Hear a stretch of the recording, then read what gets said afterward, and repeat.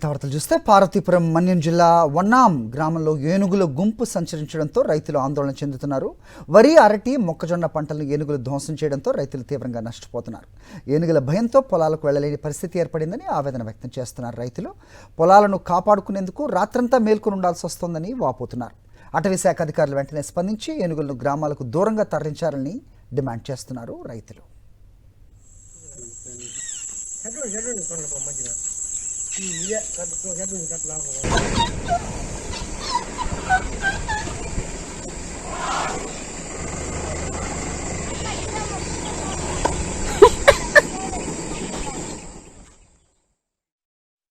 తమిళనాడులోని కృష్ణగిరి జిల్లా పరిధిలోని హోసూర్ అడవిలో పెరండపల్లి ప్రాంతంలో ఒంటరి ఏనుగు రాత్రి నుంచి హల్చల్ సృష్టిస్తోంది.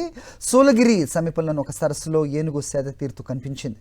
దీంతో చుట్టుపక్కల గ్రామాల ప్రజలను అప్రమత్తం చేసిన అటవీధికారులు అవసరమైన జాగ్రత్తలు తీసుకోవాలని సూచించారు. ఏనుగు కదలికలను అటవీశాఖ సిబ్బంది నిరంతరం పర్యవేక్షిస్తున్నారు. ప్రజలు ఆ ప్రాంతాలకు వెళ్లకుండా నిఘా ఏర్పాటు చేశారు.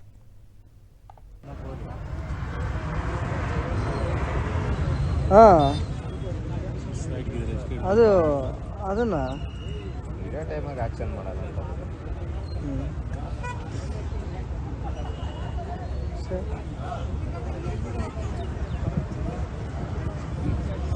ಸರಿ ನೋಡ್ತೀನಿ.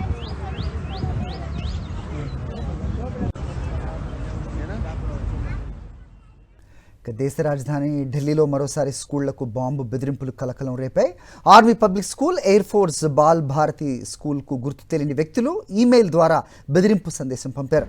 దీంతో అప్రమత్తమైన స్కూల్ యాజమాన్యాలు స్టూడెంట్స్ను వెనక్కి పంపేశాయి. బాంబ్ స్క్వాడ్ పోలీసులు స్కూల్స్లో తనిఖీలు చేపట్టాయి.